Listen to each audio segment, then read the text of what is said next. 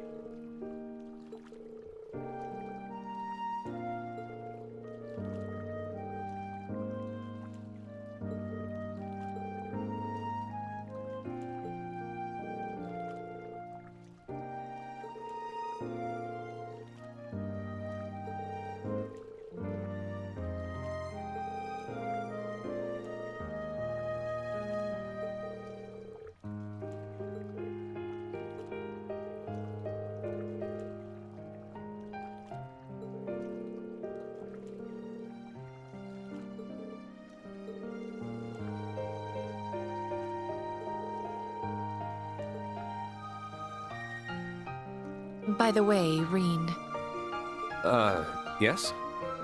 this feels very overdue, but I wanted to thank you For what? for all you did during the rivalries, for all you did for Milliam, for facing me head-on, and for granting His Excellency's true wish. Mere words feel woefully insufficient given all you've done. But I also didn't want my gratitude to go unspoken. That's very kind, but you really didn't have to. I was just doing what I wanted to do. And I couldn't have done it alone. That's about what I expected you'd say. This might sound kind of sappy, but I feel like it was worth it all just to see you smile again. You really are oblivious to how you sound sometimes. Jokes and thanks aside, there's something I wanted to ask you too. What is it? Are you truly happy right now, Reen? Of course I am. Busy, certainly. But I am happy. I still can't believe we made it through the Great Twilight. We even got Crow and Milliam back. I was hoping there was a way we wouldn't lose them, obviously. But deep down, I had already given up and braced for the inevitable. It wasn't without some goodbyes. But it's all over now. And I can still be with everyone I care about. Which includes you, of course. The joy I feel about that hasn't gone anywhere. I'm glad to hear that. Still, there's a difference between being happy over something and you yourself being happy. You went through a lot during the Great Twilight, including having to say farewell to your father. Despite living in fear you would disappear or lose your friends, you came out the other side with victory in hand. You, Reen, persevered to save us all. And I can believe that's made you happy, yes. As much as I can believe that happiness continues to cast a punishing shadow over you. Am I wrong? I'm speechless. You really can see right through me. You're right. I'm still not sure how to handle the happiness I feel. I know it's there. I'm just not sure how to truly accept it. All the people who died on the first day of the war did so because I made the Great Twilight happen. Do I even deserve to be happy when they can't be? Or forgiven for what I did? It may not be my place to say this, but I think you're the only one who can decide that. I suppose you're right. I know how you feel, because I'm in exactly the same position. You were concerned earlier that I might be overworking myself. For me, I'm just trying to atone for my sins by throwing myself into my work. Major, that can't be good for... Don't worry. I can calculate how far I can go as well as any number. I'm taking care not to cross the line into self-sacrifice. It's tempting, though. Every time I achieve something to make Erebonia's future better or see you and Milliam's smiling faces, I get a little closer to forgiving myself. It's not something I can do overnight. It's every moment I can justify forgiveness, no matter how small it is, that gets me one step closer. As long as I don't falter, I'm sure I'll be able to like myself again one day. That's a mature way of going about it. Far from it. I'm duplicitous to a fault. I wonder if I don't think my approach will work for you. You're much too sincere to go tricking yourself into feeling anything other than how you feel. I know it won't be easy for you. I hope you can let yourself be happy. Easier said than done, I'm afraid. Maybe. But if you let it elude you forever, I'll always be one good deed short of being able to fully forgive myself. What am I even supposed to say to that? I did call myself duplicitous.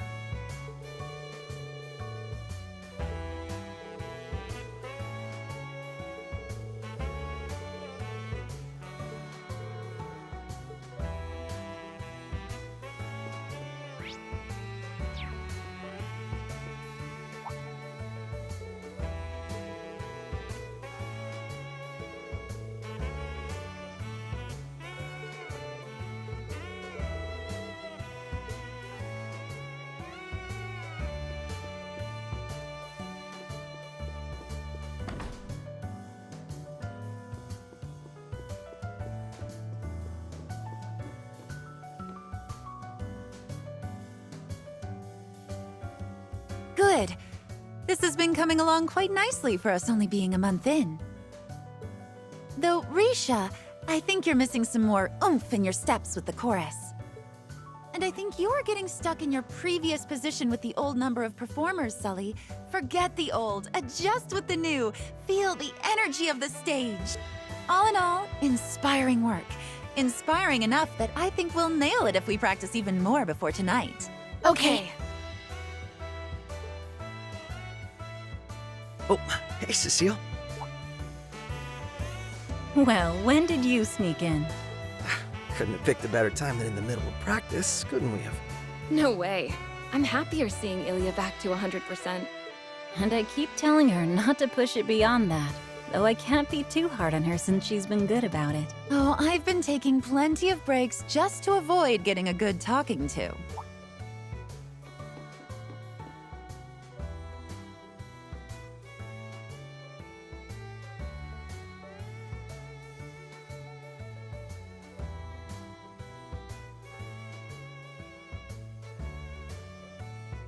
If it isn't my favorite little guy with friends in tow. Doing well, I hope? Hi there. It's so nice of you to stop by. What's up? Glad to stop by. And it's nice to see you doing so much better, Ilya. If I didn't know any better, I'd say you were never hurt. Oh, you think a few injuries could stop little old me? Think again.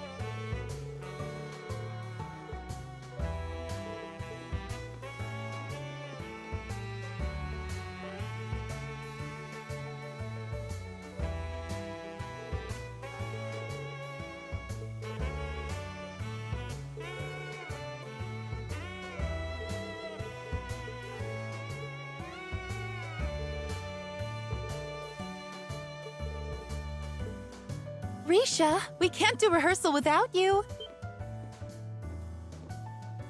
It's like you get absorbed into your own little world whenever he shows up. Was that really necessary? I don't believe my eyes! Did you go up a cup? How those monster melons continue to evolve, I'll never know. I better inspect for padding.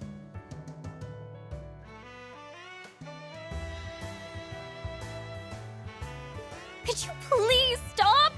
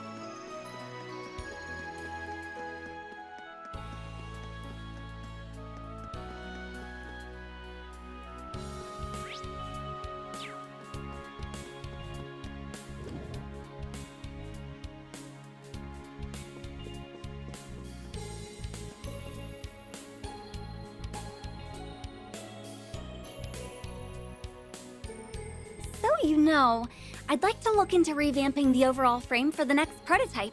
I'm still intrigued by wanting to implement the Foundation's latest tech into it.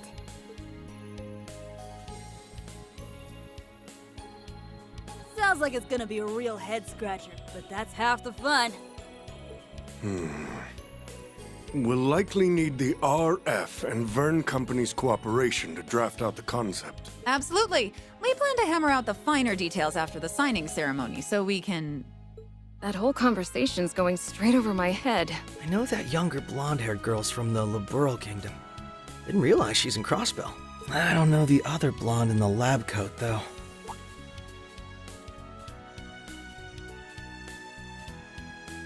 Whoa. The hell you doing here, Bannings? Haven't seen you since Shara and that idiot's wedding. Doing well? I know the ink ain't dried yet, but congrats on Crossbell's independence.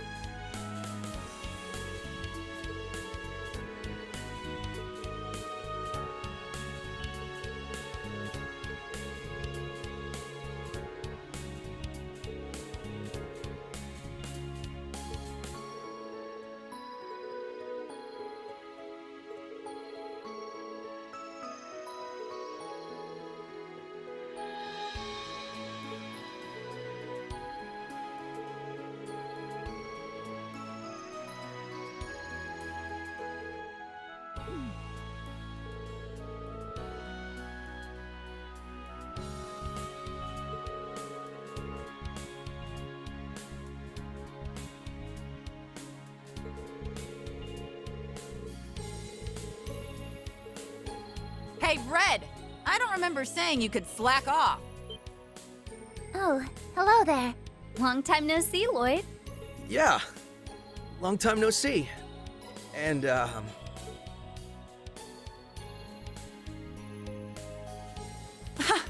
thought I made it as clear as your face is stupid, Agate. The only reason I let you come is because Tita is in need of a research assistant. You've got a whole lot of nerve working that jaw with some other group in the middle of a meeting. What do you expect? I don't know shit about what you're talking about. It'd be one thing if it was like the activation test we started off doing, or you wanted me to do some heavy lifting, but... No excuses. That's one ding. 2 more and you're on the first flight back to Liberal. And I hope you love the outdoors, because your flight is going to be through my special Crossner catapult! Ha ha ha! Was that the huge hunk of junk you made me carry all the way over here? What is your damage, woman? Mom, stop! Can't you behave while we're in a whole other country?